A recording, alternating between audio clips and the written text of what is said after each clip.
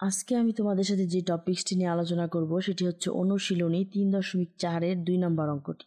2 নম্বর অঙ্কে কী দেওয়া আছে দেখো, x³ minus 7xy square minus 6y³।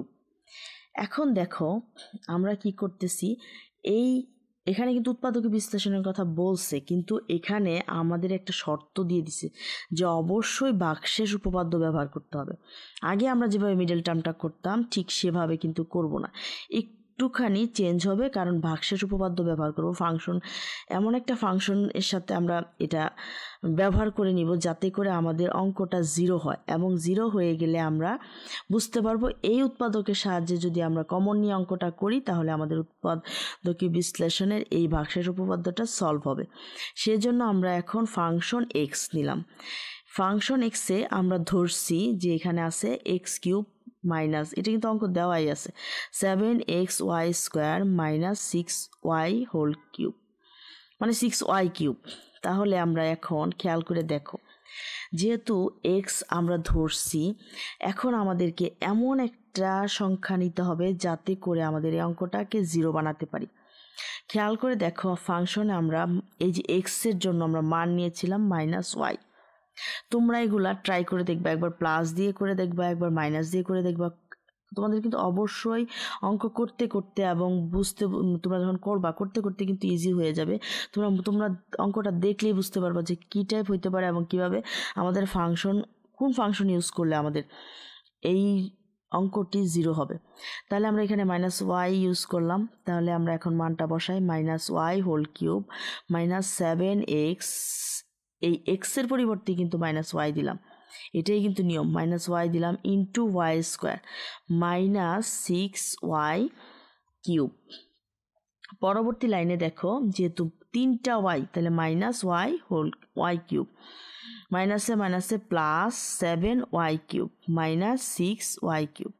এখন দেখো আমাদের 7y³ প্লাস, আর দেখো একটা সামনে আছে -6y³ আর একটা সামনে দেওয়া আছে -y³, তাহলে 6 আর আরেকটা y, এই মোট হচ্ছে 7।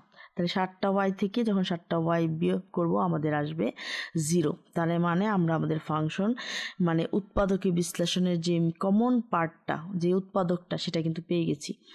এখন দেখো এক্স মাইনাস, যেহেতু আমাদের এক্স দিয়ে অঙ্কটা শুরু হয়েছিল, এক্স মাইনাস আমরা ফাংশনটা নিয়েছিলাম কত, -y, তাহলে এক্স মাইনাসে মাইনাসে কী হবে, +y।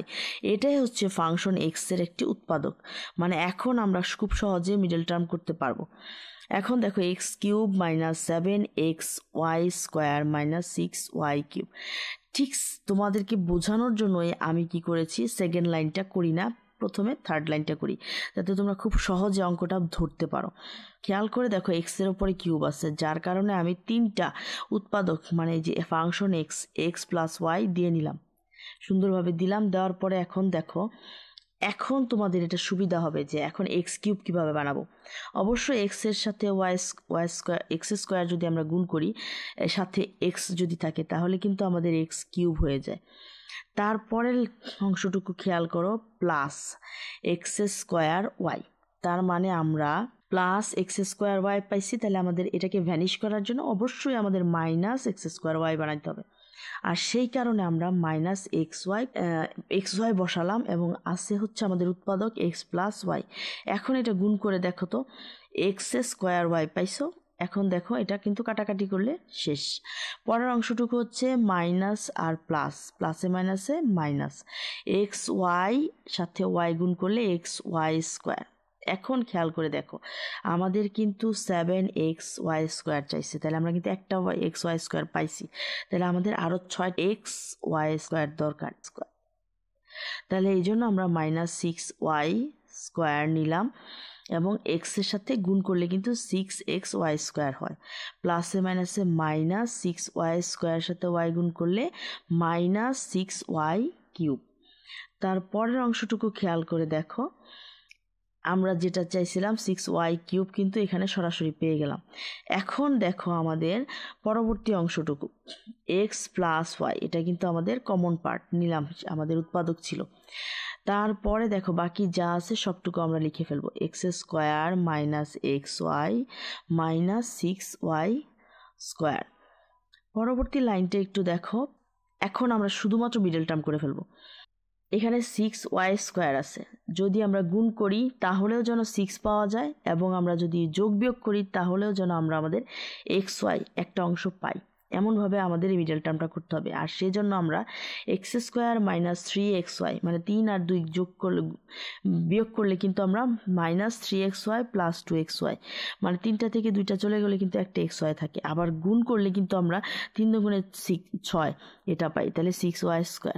তারপরের অংশটুকু একটু খেয়াল করে দেখো, x + y এটা কমন অংশ, তারপরে আমরা x আবার সেকেন্ড ব্র্যাকেট দিয়ে কমন নিলাম x - 3y প্লাস বাকিটুকুর মধ্যে আমরা কিন্তু x - 3yটা নিয়ে তারপরে আমরা বাকি যে +2y সেটা বসিয়ে দিলাম। তাহলে কিন্তু দেখো গুণ করলে ঠিক +2xy - 3 দুগুণে 6y² হয়।